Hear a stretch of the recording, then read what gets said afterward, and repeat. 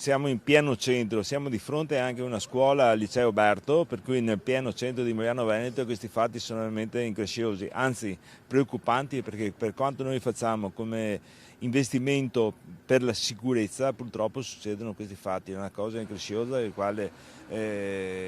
siamo molto preoccupati e ci attendiamo che ci siano delle risposte, perché credo che a questo punto, dopo tutto quello che sta succedendo a livello nazionale, e noi a Mogliano non volevamo aspettarci una cosa del genere, credo che si devono intervenire con leggi più severe per calmierare questa situazione di disagio e di violenza nelle nostre città. Credo, per quanto ci attiene come comune, abbiamo fatto il possibile, anzi io ho chiesto ancora più soldi per la sicurezza nel nostro comune. Nell'ultimo anno abbiamo investito più di 600.000 euro fra ampliamento della caserma dei carabinieri, messa in sicurezza, videosorveglianza e quant'altro. Il fatto è che dobbiamo avere però anche delle leggi che permettono alla nostra polizia locale e carabinieri di intervenire con fermezza di fronte a questi fatti.